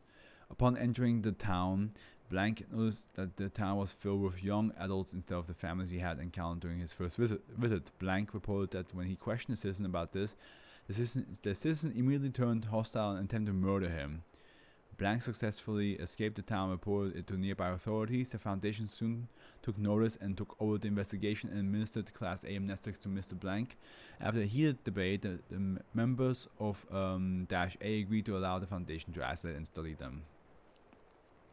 Dash A claimed that their town's name to be blank. Another town with this name was abandoned in 19 blank. However, the town populated by Dash A was discovered in 19 blank years before the abandonment of the aforementioned town. Russian government officials claim to not have been aware of SCP-776-A's existence nor the town they inhabit, stating never to have plans to build another blank. Dash A members claim to have no knowledge of when or why blank was founded, saying that none of the elders ever discussed the topic. Incident 3. On the 3rd blank 2000 blank at blank hours, approximately blank individual Dash A members launched an assault on site, blank killing blank personnel including blank guards and blank scientists. The remaining guards used a combined force to suppress the attack, killing blank members of SCP-776-A in the process. The organizer of the group, SCP-776-8-276, was apprehended for interview while the rest of the attacking group was terminated. Okay, here we go. Here we have the interview. Interviewee, the SCP guy, and interviewer, Dr. Blank. The third blank 2000 blank hours. Forward interview log is translated from Russian. Dr. Blank was accompanied by 2 security guards to ensure 267 could cause him no harm. 276. Would you care to explain why you led an attack on Site Blank? Oh, don't call me that. Call me by my real name. Redacted. Very well, then. Redacted. Why did you organize an attack on our facility? I suppose there's no point in hiding it now. You scientists are really the only hope we have left. You see, the town has been having problems as of recent. Please elaborate. We've been trying to raise children again for the process, but a lot of the townspeople haven't been able to have children anymore. No matter how much they try, none of the women can get pregnant. Well, some can, but 276 sighs and pause for 5 seconds. The babies, they come out wrong. I've heard of some with too many eyes and not enough skin, others that look like they've been dead long before they exit the room. They don't live past a few days at most. We thought we could find a cure if we searched your labs. I originally thought my wife and I were safe after we had a perfectly healthy child, but then 276 is signed for 8 seconds. Please continue, redacted. My most recent child has always seemed uncomfortable around me, and my wife always preferred to be alone. I didn't think too much of it, but then the time came when my child could speak properly. When she was around 4 years old, I kept her locked in the basement ever since. What was it that your daughter said? She said, Papa, why did you do that to me? Why did you? Ditto expunged. I didn't even notice how much she looked like my 4th daughter up until that moment. Begins to sob. 276. Falls to the floor, still sobbing. The guards approached and escorted 276 out of the site. Oh shit. So the children, they look like it looks like the ritual doesn't kill them off completely, and then the next set of children are just blank, basically a blank slate, basically a whiteboard that can be filled up again. Looks like the memories and even some of the looks stay the same. Maybe, but also maybe at the same time, what this is indicates that that he said she looked like my 4th child. Maybe it's the children coming back, and all the children that come back that were like long dead or are missing skin and all that, is like somehow how they died during the ritual. I don't know. That was a dark one. That was a very dark one. I cannot imagine the idea of killing your own child just so you can stay youthful longer. I'll be right back. I will get myself another bottle of water.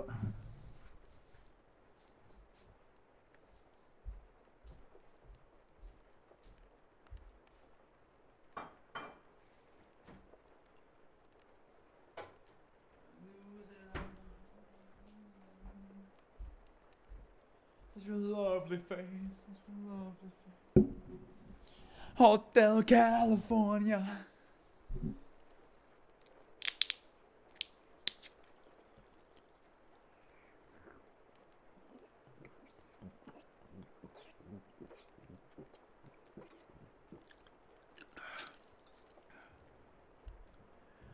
Whew. Kingdom of Sand. This might be... Oh, it's not too long. Another Arabian Nights. Arabian night like Arabian day. But more often than not, are harder than hard in a lot of good ways. Okay. Kingdom of Sand 777 Euclid. What a fun number to say. SCP-777. The area, excuse me. The area known as SCP-777 is to be contained behind 2-meter tall electrical fencing. Motion-activated turrets are to be placed within the area in order to prevent any instances of -1 from escaping the containment area. No liquids are allowed within the area known as SCP-771. No liquids? How are we supposed to survive in the desert without any liquid, eh? How are we supposed to do anything? Any civilians approaching SCP-777 are to be interrogated and subsequently dosed with Class A amnestics. For the sake of secrecy, SCP-777 is to be represented as a military bombing range on all maps of the area, and any satellite imaging is to be doctored by dedicated staff to represent the area as such. Any personnel entering SCP-777 are to wear sealed, ventilated pressure suits to prevent liquid coming into contact with SCP-777. These suits are to be checked for ruptures before entering SCP-777. Any instances of -1 outside of SCP-777 are to be destroyed at the first possible opportunity. In the event that SCP-777 experiences rainfall on site, personnel are to authorize a bombing run to neutralize the threat posed. Description: SCP-777 is an area of land spanning 5 square kilometers located in the blank desert, referred to by locals as the Kingdom of Sand. Unidentified radio interference is present within SCP-777, with the source currently unknown. SCP-777 demonstrates a further anomalous property when sand within the area comes into contact with any type of liquid. My water. The moisturized sand will animate, typically taking the shape of an animal proportionate to the amount of sand moisturized. These entities will hereafter be referred to as -1. So if you give it like a drop, like a small drop, it would probably be the size of, I don't know, medium small spider. But if you drop a whole liter on it, it might be a small dog. The question is, are any of the sand creatures it creates, like, all of them dangerous, or are some of them just random animals? Also, can some of them fly? Like, do they become some of them like birds? SCP-777 demonstrates a further, I already read that. Instances of -1 will behave aggressively to any life form that enter SCP-777. Oh, okay, so none of them are nice. It will attack on sight. -1 will single-mindedly hunt their prey and have on several occasions followed intruders out of SCP-777 into nearby towns. Okay, so they don't care. They go all the way. Instances of -1 do not appear to attack each other and instead behave in a hive mind, using flanking maneuvers to distract and kill their victims. -1 typically collapses when becomes inanimate if not provided with further moisture after 24 hours, although this timescale seems to be longer in the smaller instances. And here we have an escaped instance of -1, 2 silent crocodiles. Sand retrieved from SCP-777 appears to retain its anomalous quality until it's taken to first 6 kilometers away from SCP-777. Taking advantage of this, a research outpost has been established 2 kilometers away from SCP-777, and research on the anomalous sand is currently being undertaken. Analysis of the radio interference and evidence given the interview -1 indicate that the source of the anomalous events in the center of SCP-777. However, all attempts to reach it have met with failure. History: SCP-777 was discovered by the Foundation during a routine myth verification operation undertaken by Mobile Task Force Zeta-17 Beach Bullies. Contact was lost with Task Force Zeta-17 1 hour after the mission began.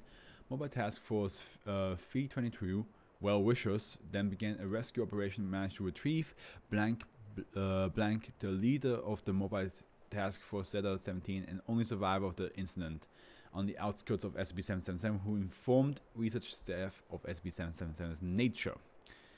Okay, and this one is, what is this one? Testing log. Okay, yeah, oh, this is nice. I always love when it's testing log with something like this because they usually tend to be very creative. Materials used: 1 grain of sand taken from SCP-777.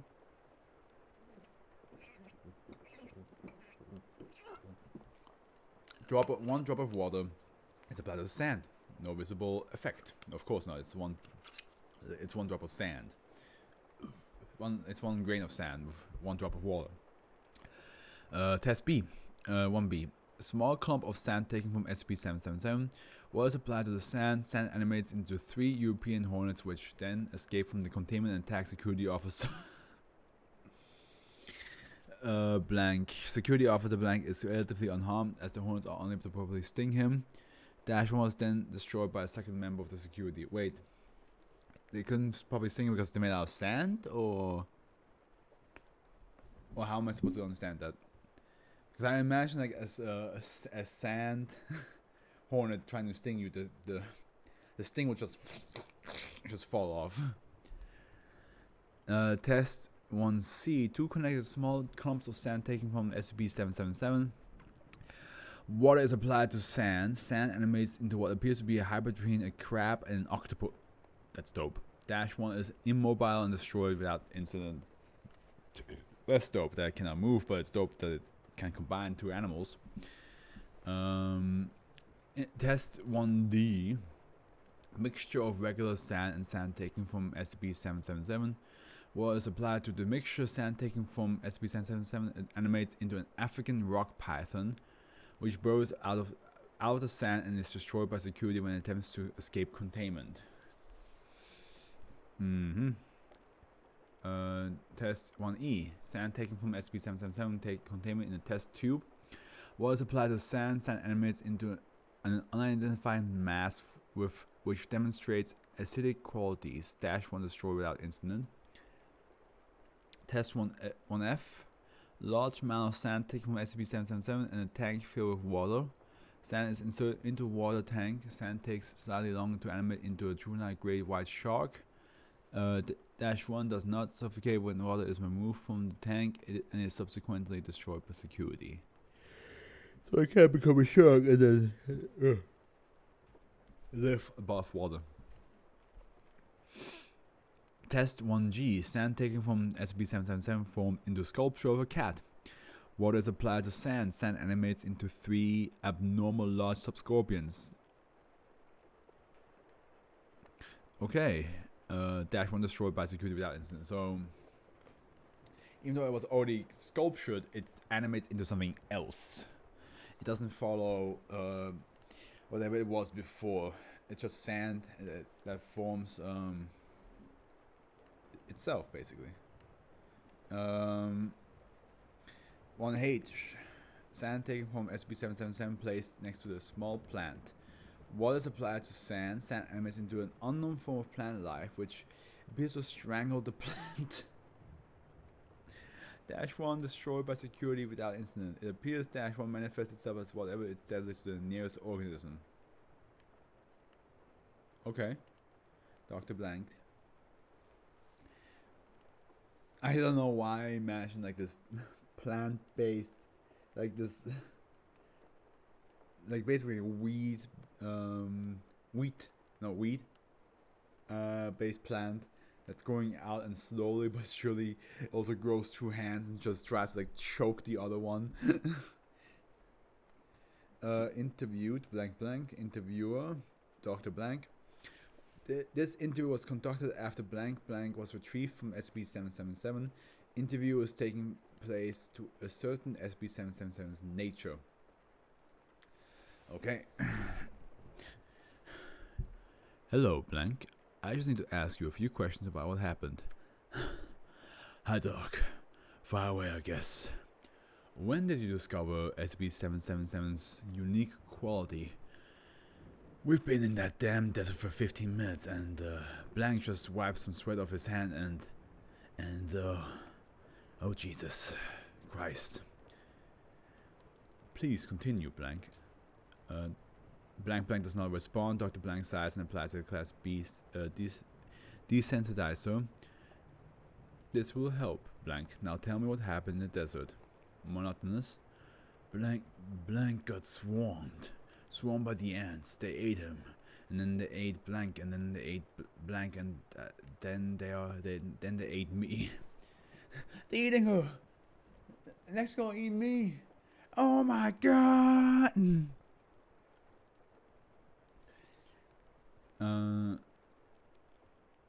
Dr. Blank, no, Blank, they did not eat you. You're sitting here talking to me.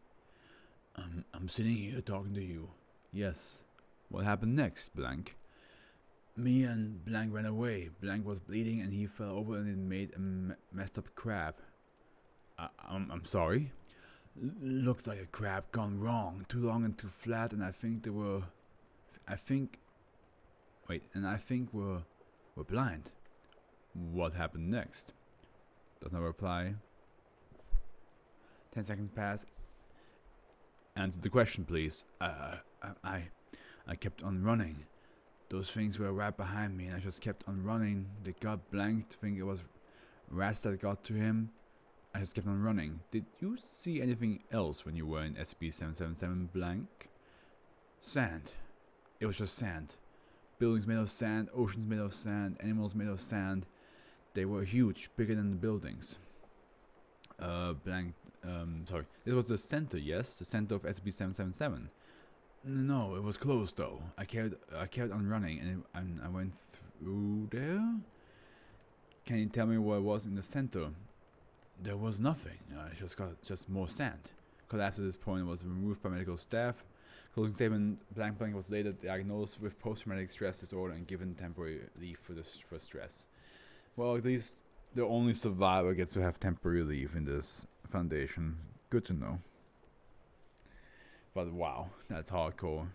He basically witnessed a bunch of animals just popping, like, well, not really animals, like something that looks like an animal, but it's clearly not an animal, popping out of the sand, just killing all of his colleagues. Just because of a bit of sweat. It also have a bit of sweat.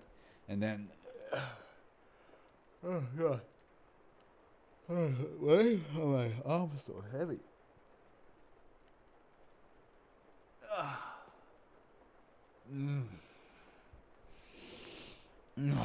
The last two to go.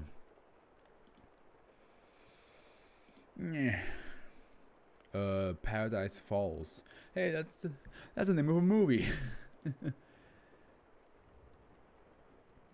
Like with the, well, no, it's called Paradise Has Fallen. Like London has fallen, Olympus has fallen, and Paradise has fallen is like the third one. And I watched that with my cousin, and I'm so glad that they actually liked it. Oop, there is an experiment log. How big is the experiment log? Not big. Okay. Euclid. SB778 is particularly dangerous in that it is immobile and centered in Deluxe Sponge National Park, which is frequented by civilians. Signs or public documents displaying maps of or mentioning the existence of SB778 are to be erased, destroyed, or rewritten as necessary. Public awareness of SB778 must be avoided as much as possible. Placing signs over the trailhead marking it as closed and dangerous has been found effective and is to remain in place. 2 undercover agents are to be located within the park at all times to monitor civilian access to or awareness of SB778. These measures should be effective in deterring civilians from contacting with SB778. I would forgot what it's called. Paradise Falls, yeah, exactly. Description: SB778 is an area of land of undetermined size located in Redacted National Park. SB778 is currently defined in all maps, signs, and other media representing it as a hiking trail leading to a destination known as Paradise Falls. Whether Paradise Falls exists is currently unknown, perhaps unknowable. That's Gravity Falls. I was like, why does this sound familiar to me? And I was like, Gravity Falls, but that's something completely else. That's a whole different name. SB778 is constructed normally for trails in the area and is labeled normally at the trailhead and at irregular intervals along its length. None of this is anomalous for trails in the area. However, SB778 is extremely topographically inconsistent and potentially dangerous to civilians. Instead of leading to Paradise Falls, SCP-778 will instead lead to other areas of the park or on winding, inconsistent paths around the area. SCP-778 is generally located in only one area of the park, although it varies from exploration to exploration. Ecologically and geologically, the area surrounding SCP-778 is consistent with that of the park. A river running through the area may be part of Paradise Falls, although the river is difficult to follow and may be topographically inconsistent as well. In addition, visitors hiking on SCP-778 have reported hearing the sound of rushing water consistent with that of a waterfall, although in all cases the trail soon veers away from the assumed location of the waterfall. SCP-778 also appears to regenerate somewhat regularly, usually every 10 to 25 years. When it does, its name will change. It will shift to another area of the park, and all park maps and signs will change to reflect this. For a known history of SCP-778's change, please see document 778-130. For the record of tests performed in order to reveal the nature of SCP-778, please see experiment log 778, and here I am. Test 1. 3 agents with 2-way radios and standard day hike supplies instructed to follow SCP-778 until the trail ended. Result: sound of waterfall not heard. Trail ended after 7.6 kilometers in an area of the park not reachable within the distance. Nothing unusual reported along the trail. Test 2. 3 agents with 2-way radios and standard day hike supplies instructed to follow SCP-778 until the trail ended.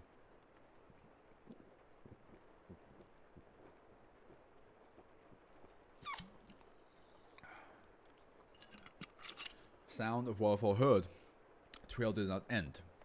After 12 kilometers, agents were allowed to return.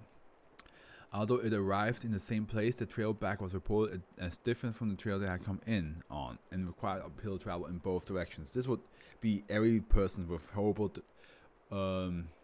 navigation system be the worst for them. It would be the worst for them. Like, reading maps is pretty easy for me. So I can imagine just like reading the map, but then like I'm in the park and suddenly it would just always be different every time I make a turn. I'm like, what the fuck? My orientation is pretty good, but I imagine somebody with bad orientation just being like, I don't know what's happening. Although maybe people with bad orientation would just think it's the right way, while people with good orientation would lose their minds. Test 3. 3 agents equipped with GPS tracking devices instructed to follow SCP-778 until the trail ended. The results: the device recorded inconsistent movement within the park, at times moving much faster or slower than normal. Agents reported no anomalies and moved at a normal pace. Arriving on a road approximately 20 kilometers away from the entrance site, sound of waterfall noted. Why is the waterfall so important? I guess that's a landmark. Test 4. 3 agents dispatched the road where SCP-778 ended after Test 3. Instructed to follow it back. Areas completely grown over, no signs of trail. Of course, they can't follow the same area because it's always different.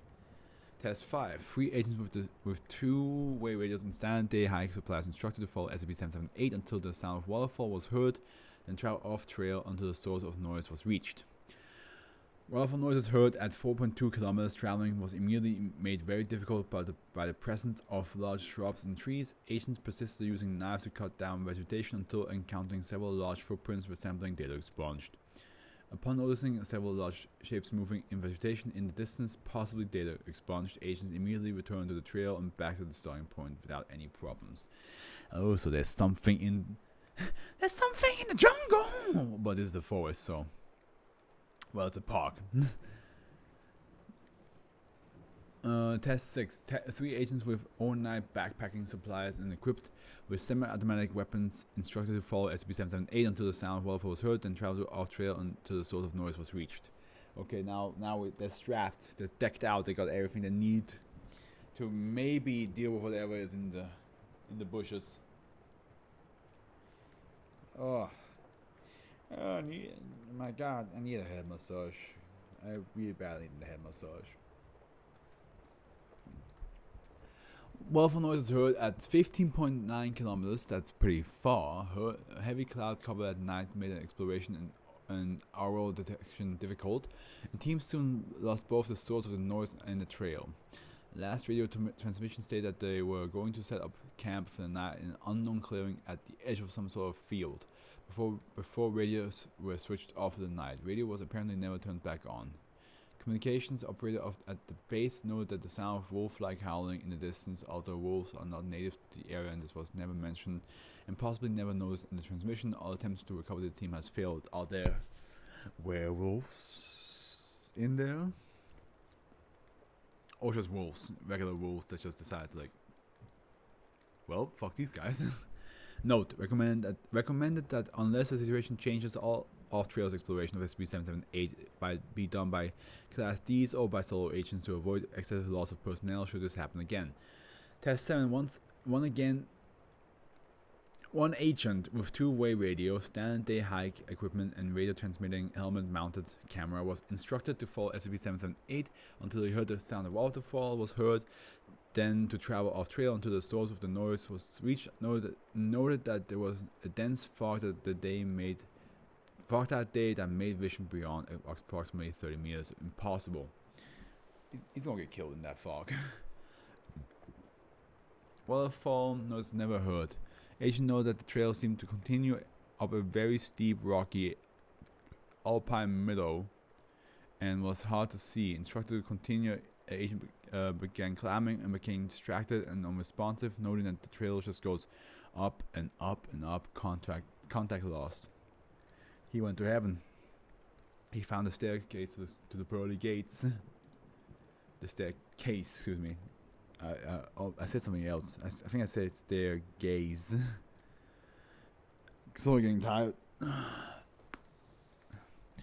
Addendum A. In blank, an attempt was made to destroy SCP-778 with the use of multiple Class D personnel, machinery, and common tools. Over 20 kilometers of trail were destroyed, passed off as winter flood and storm damage before it disappeared.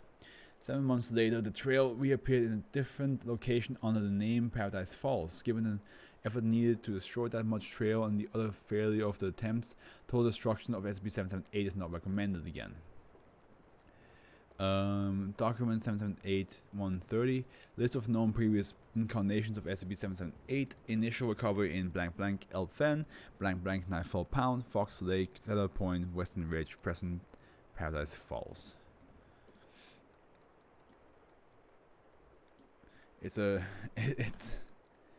so for anybody who plays Binding of Isaac, in Binding of Isaac, like, every time you start the game, the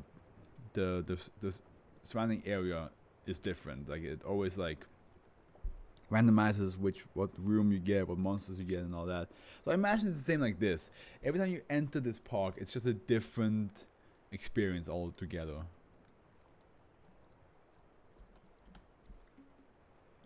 You just walk in and it just resets into a whole different experience. But don't go off trail. That seems to be the worst possible choice. Another insect one. I'm pretty sure we have now 1, 2, 3. At least we had 3 insect-based SCPs in this one. And this one's called brownies.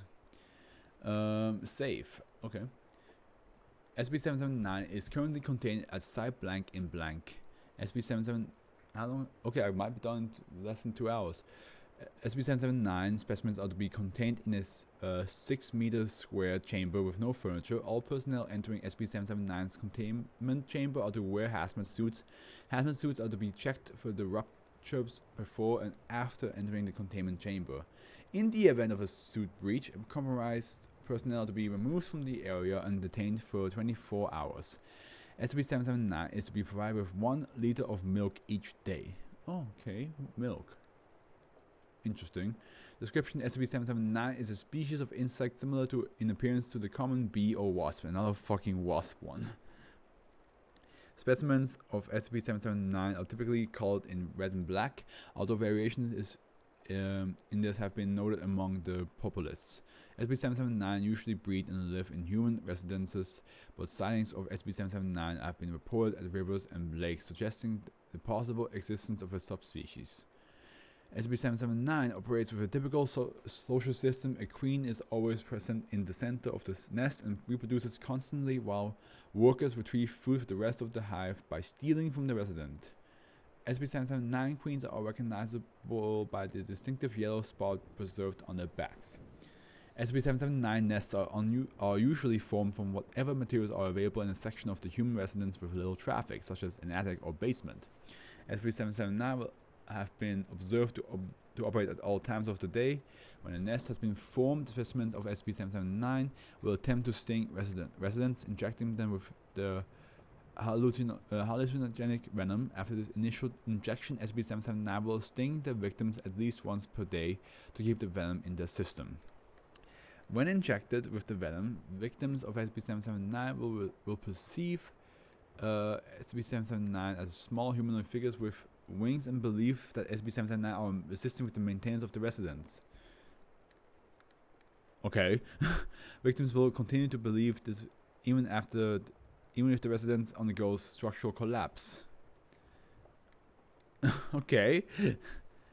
Continued exposure to SB779's venom can result in victims viewing them as their children and defending them from most threats. SB779 appears to only sting humans and will not undergo this parasitic relationship with other species. SB779 will consume most edible substances with particular affinity to milk.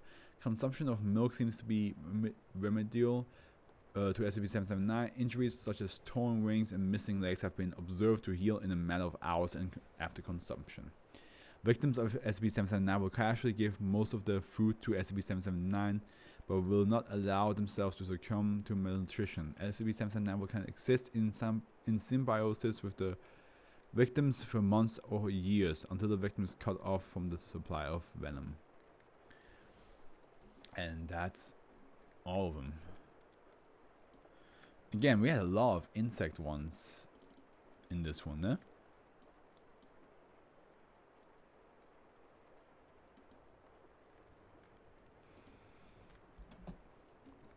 And here is the list. Yes, so the Youth Code and Kingdom of Sand are two ones that I feel like they had some dark moments in it. I mean, the Youth Code just had a much darker moment because, like, again, they're killing their own children. That's pretty messed up. That's pretty dark. But I do think the PTSD part of the agent from the ones who went in the desert, that is pretty messed up what you had to witness. It's like this weird dark fantasy that he witnessed, and he has no idea how to explain it, but he just knows that it fucked him up. Giant parasitoid wasps, that shit is it's uncomfortable how big it is, and the fact that it's just bulletproof as well is just, everything about it is so uncomfortable. I love it. I love the idea because, like, I mean, like, some people are scared of insects, and then, for example, there's like a scene in Kim Possible when Ron actually liked when a cockroach, I believe a cockroach was like the size of a dog. He's like, oh, they're actually kind of cute, because like the moment they were like bigger, and he could see more like the eyes and the mouth and all that, he was in love with it. I'm pretty sure some people are like the same, like with the thing, once the insect is bigger, they get less scared of it. But there are a lot of people that in the moment the insect is bigger than the hand, they're like, no, nah, you keep that away from me. Voodoo dartboard, I love the idea, but the only critique I still have, wish the range was a bit further, just a tiny bit more. Otherwise, I think it's a pretty cool idea that every point system there has a different damage effect on the person's body. Hungry ticks, I mean, they're like this big, and then they just grow like this size, and they reproduce so fast. How it's so unnerving. It's so unnerving. It's like, oh, why? Like, you could have just not done any of that. I already hate ticks.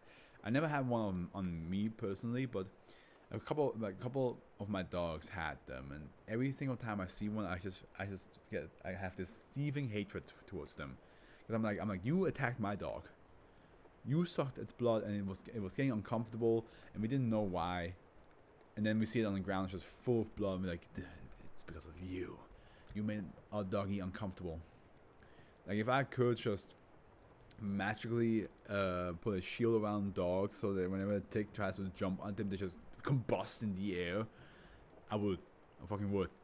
Paradise Falls. I mean, again, I think the idea of like just walking into a park and it's just the area is always different. The distance of where you're supposed to hear the waterfall is always different. There might be something in the woods that spy at you, or just big ass animals. Who knows? It's just this. Honestly, if it wasn't deadly, like if there wasn't any weird creatures in the bushes, this would be kind of cool as an idea for a park. Like every time you go there, it's different. Man, it would make it so much interesting to just go walking in that certain park. Like you go to a certain area in the park, and you're like, okay, this part we know, it's nice. And then you go to the Paradise Falls Park section, and you're like, I've been here like 10 times, but I still don't know what to expect. Nuclear slime, yeah. I mean, the slime mold definitely is a very vivid image, and the fact that it's like just unbearably hot, and it gives radiation. It's just, it looks nasty. It's uncomfortably hot, and it radiates you. Something tells me that's like at the top 3 of just not a good time. Whistlebones. Yeah, I'm still a bit confuzzled a little bit about like how exactly it works, but I do like the idea that your bones just like kind of like grow in ways that it just pops out of your skin, and the bones just shape up the different instrumental objects, but not used by us. Brownies, yeah. I think it's hilarious. I think it's hilarious how this bee/wasp stings you, and suddenly you look at it and you're like, ow, what the fuck? Oh hey, hey. So you here to clean up the house with me? You here to clean? And then after like a week, it's like, you are my child. You're my own son. And if somebody tries to like swap it away for a fly swallow, you'd be like, no, not my child. Anything but my child. Self-repairing biological AI. I mean, there's not a dark one. Just don't be around it, because if you don't want to miss your skin, that doesn't last at all on this AI itself. All right, so that's SB77, the 770s. Tomorrow we'll do the 780s, and we're almost at the 800 mark of the SCP Foundation. To think, thanks to the streaming, that I will reach 1,000 way faster than I would have ever anticipated, because if I just try to read this by myself, I would still be in the 500s, maybe even lower than that. So the streaming definitely helps with just getting through all these. And yeah, I hope you all enjoyed. I hope you all have a good morning, afternoon, evening, and remember, well, before that, I hope I see you all tomorrow, and remember, the Afro's with you.